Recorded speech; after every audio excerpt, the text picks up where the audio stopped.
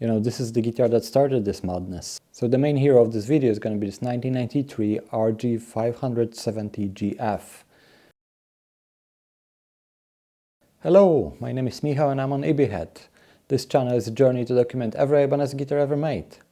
This video is going to look a bit differently. Initially I recorded it in my old apartment because I was visiting my parents for Christmas. You may also recognize this room from one of the earlier videos. I recorded the RG410 video where I talked about the transition that Ibanez was going through in the 1986-1987 period. Unfortunately, I lost most of the sound from that video, so I'll just re-record it right now here in that room, and we'll just mix with the footage I shot of the guitar in question, because I will not have easy access to it anytime soon. While I was there, I met up with my good old friend and we played guitar together, and I borrowed his guitar to make that video. This is the first Ibanez I ever played. This is the guitar that started this madness. So the main hero of this video is going to be this 1993 RG570GF. And I remember for the first time when I saw it, like this amazing purple violet color, which is still as my favorite color.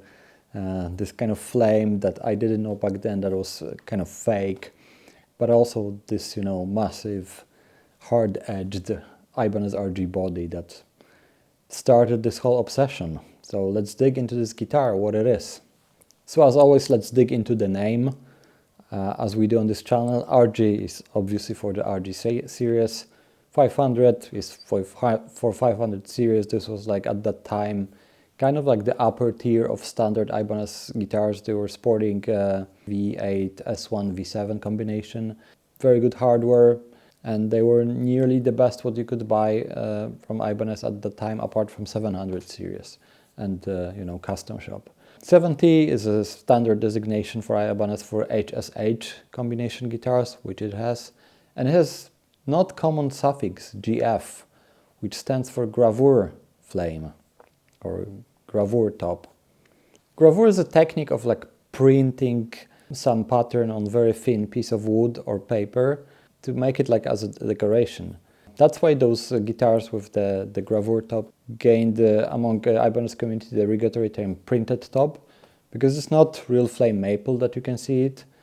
There's like a photo of a flame maple that's been printed on probably some piece of paper or maybe fabric, and it looks nearly as good, but it's much cheaper to make. And when you actually pair this one with a flame maple top guitars that Ibanez did at that time, for example 570 FM, those tops were like much less figured than what we used to do right now. So this was a way to get at like much lower cost, very nice flame maple top. But it doesn't act like real flame maple. It's just when you move it under the light, it doesn't dance because it doesn't have this depth how the real flame maple does. And quite often they will have like a burst done over them, so you don't see there's no actual piece of wood good on the top of guitar. So at that time there were like few other guitars that used this technique. One of the examples were like RGR480F that had reverse headstock but was otherwise quite similar guitar. RG570CT, which is like Caroli maple faking top, and this one doesn't have any burst around the edges. They were also used in RT series, which is like kind of more like vintage inspired RG series. For example, RT650F is a good example that sports that printed top. From something completely different, those like limited edition S series, I think S09 LTD3, that had gravure top with crocodile skin pattern. And there was also basses like SR390GQ that has a gravure top that simulated quilted maple. Okay, so let's look at the other specs of this guitar. The body is of course made of basswood, like the wood that probably like 90% of RGs are made of. The finished color is called See-Through Violet Sunburst, and it's a very nice shade of purple. I saw one other example of this guitar and it was like more bluish than purple. So I think also like aging of the clear coat over it has some impact on that color. The neck is like one-piece quarter-sawn maple with a scarf joint on the headstock, rosewood fretboard, 24 jumbo frets, wizard profile. This is basically what you get from the best 90s Ibanez RGs. The front of the headstock painted black with the regular Ibanez logo with a swoosh.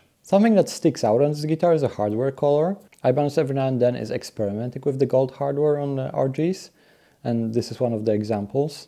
I think the combination, like gold and purple, looks really, really nice. Another guitar that I can recall we've done is like the Herman's Lee guitar from the Dragon Force, and I think it works really well in this case, even though I'm not so huge fan of the gold color. I think also another combination that looks really great is a black and gold, like the K7 I shown some time ago.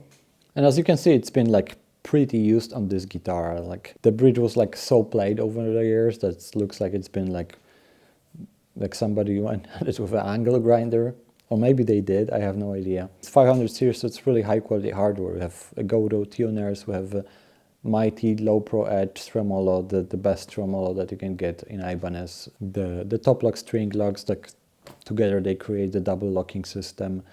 The knobs that were like nerd metal, and they pretty much lost all of its gold on them. The switching of this guitar looks standard. We have 2 knobs and a 5-way switch. Something is different here.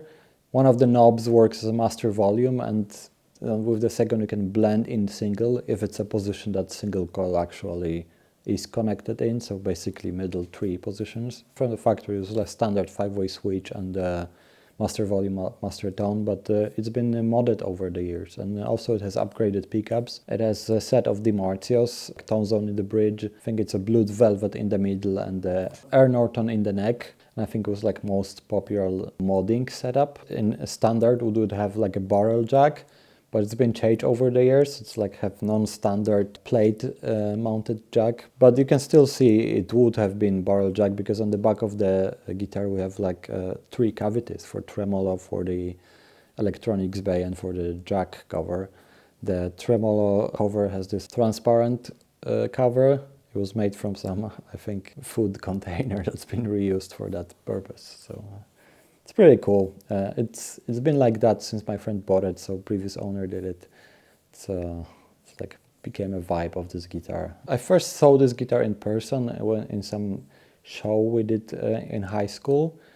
My friend brought it this guitar, and just like I remember when he like opened the case and just like, you know, I was converted. I was now identified as Ibanez player, and since then, like not very long later, I got my own 370, the guitar we also covered on this channel, and we played a lot together. So I have like a lot of fond memories with this guitar, and my friend taught me a lot of about guitar playing, and he's much better a musician than I, but it's still we enjoy playing together to this day, and that's what we did when I borrowed that guitar. So yeah, obviously I have some emotional attachment to this guitar. It started this all madness, and this guitar had some rich stage life before my friend bought it. I think I borrowed it from him as some excuse that I want to play, but realistically I just wanted to take it to a guitar shop to buy him the bar for the tremolo because his was lost. And at that time I have no idea much about tremolos. What should I buy? So I just brought it to the guitar store. I was a main Ibanez dealer locally.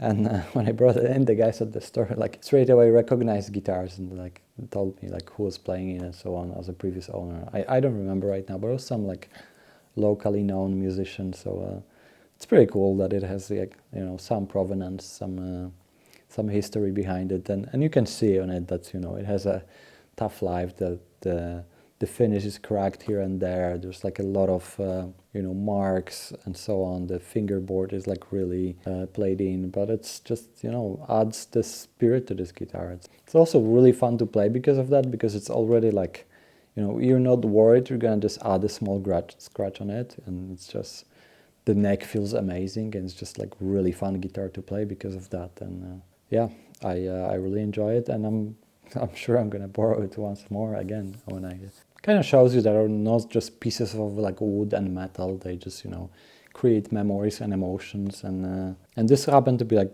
really good guitar. But even like middle range guitar, you're gonna have a lot of fun playing and so on. And I think it's the more important part about it. So what is like your guitar that brings a lot of memories, and like what was your first guitar you played? Just let me know in the comments. I'm looking forward to hear your stories. All right, so I hope you enjoyed this short video about the guitar that started this my obsession with Ibanez and RG guitars especially. If you did, there is a button below to show that you liked it, and feel free to check out other videos on the channel, and see you in another episode of documenting every Ibanez guitar ever made.